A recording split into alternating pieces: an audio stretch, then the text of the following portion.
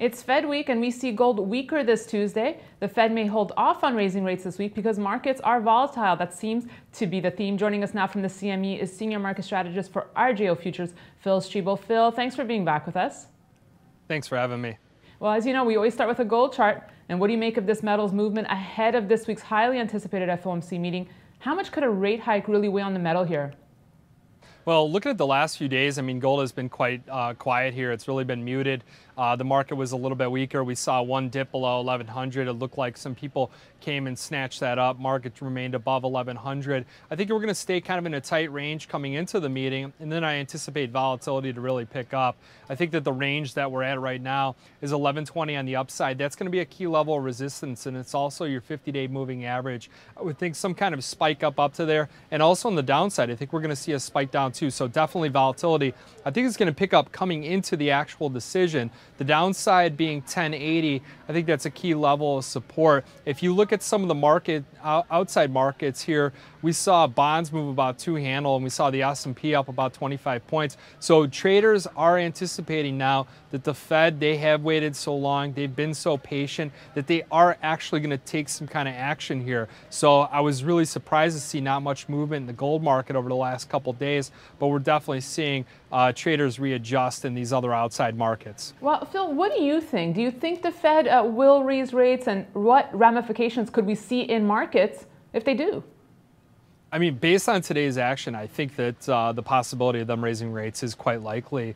I think that coming into it over the past, I think that, like, if you rewind back, I think they definitely missed their window on doing it. Then we saw the volatility, the problems with China, slowdown, all these issues, 1,000-point move in the Dow Jones, just all kinds of craziness. I think that prevented them from doing it. Now we're starting to see some stabilization in the market. We're also starting to see some of the economic data is a little bit more, in line with expectations. There are some small issues out there that are going on, but I think that the Fed, they have an opportunity here to act. And like I said, I think some of the other outside markets had priced that in today. So I'm leaning a little bit more in favor of the Fed most likely raising rates here on Thursday. Well, you mentioned it, and also last time we spoke, you mentioned that aside from the Fed, there were outside factors affecting gold, like the weakness in China. How do these outside factors look for gold now?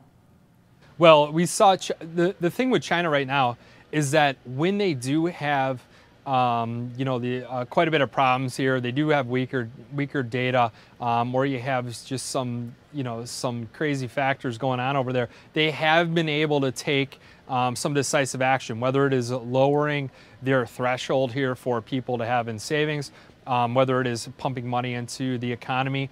They are going after several different firms here that may have abused some of the measures for accounting. So, there's been some problems.